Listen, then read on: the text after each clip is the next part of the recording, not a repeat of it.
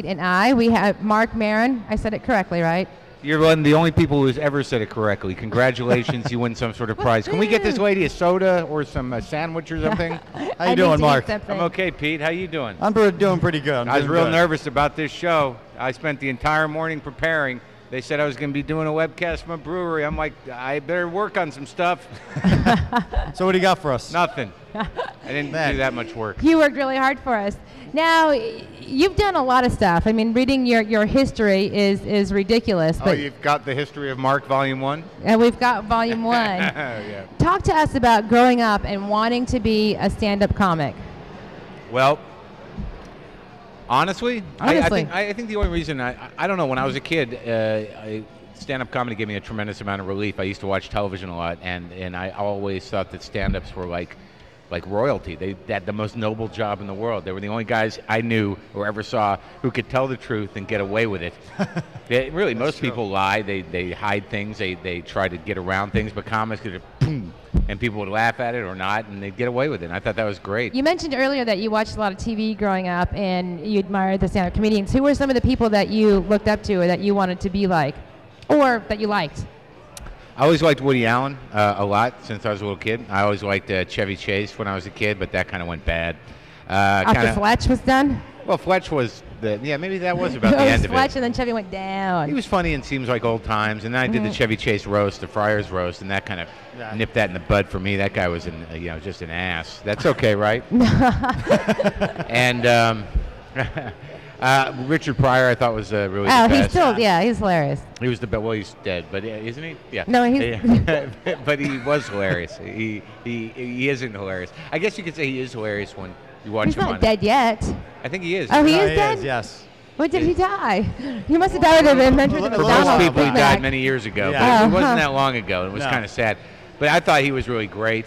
I always liked Buddy Hackett, Don Rickles. There's a lot of people that, Sam Kinison.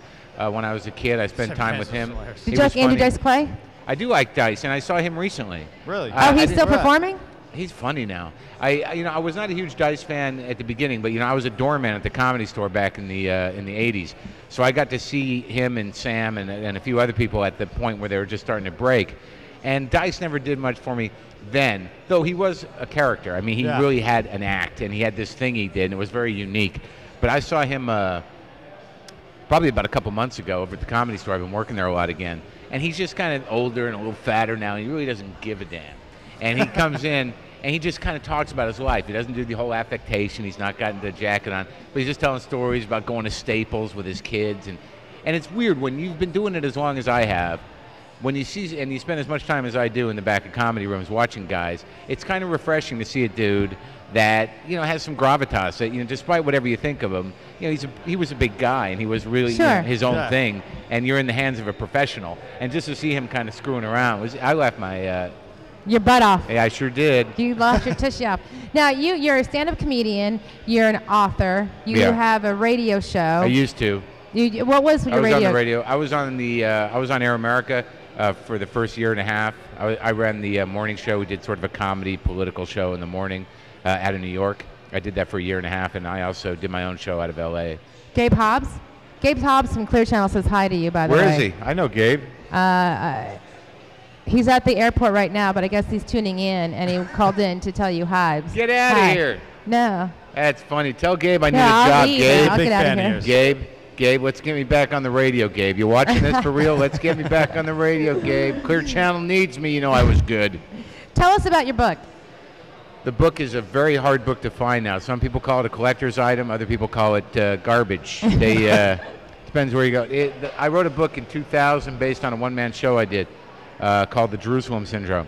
It was an off-Broadway show I did for 6 months. And look, there you are. You're right there. See? Yeah, okay. I wrote that book. You can go get that book. I think they're available for 39 cents to $1.50. Well, that's a good deal. At the gas station? No, at Amazon. They backstocked them.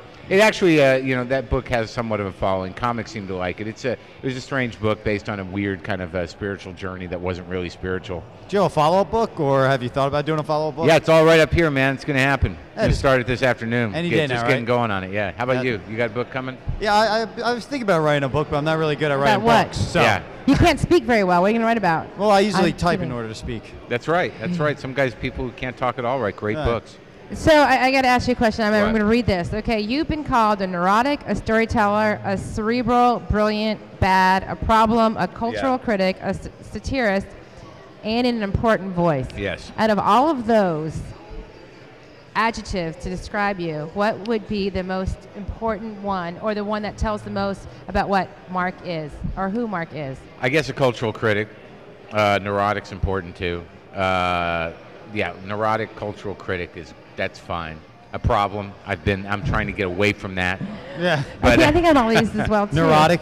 Are you that's neurotic? all right. I'm less neurotic than I used to be. I'm less Because of a medicine problem. does wonders for people. I've opted out of the medicine. I found that you know, when I took Prozac for a while. Remember how they used to publicize Prozac as it'll give you a new personality. Yeah. Well, it does, but the only problem is the old one's still in there as well, and it seems like it's been taken hostage by the new one. So you're feeling a lot better, and people are walking up to you saying, "How you doing?" You're like, "Fine," but there's a guy inside going, "Don't walk away! Help me! This guy's taking me prisoner. This pill-popping freak." Nice. Yeah. So I'm going cold turkey on the medicine. Well, tell us, you're here from LA. How long are you going to be here in the Tampa Bay area, and how long are you performing at the Improv? I will be here for as long as I'm not a problem. That's I'm probably going to be here, I think I'm going to be here through Sunday. That's right. Friday, Saturday, Sunday are the shows. Then I go to New York on Monday, do Conan Monday Brien. afternoon for my 42nd time, I think. Wow. The real amazing thing about my career is how much visibility I've had and how little following I have. And the big question is, why am I still in it? Gabe, I want to be back on radio, Gabe. Give us your contact information. My which? Contact information. You want to know how to get your me? phone number so people can Right call here. you. Website, something. You can go to marcmaron.com. That's MARCMARON.com. I'm also on MySpace. What is it? MySpace.com/Marc Maron, one word. Either way, you can get Marc Maron. Go to his website, go to MySpace, Google him. You'll find him. Yes. Marc, thank you very much. Have Thank you, fun Marc. tonight. It was Appreciate fun to it. have you here. Thank you.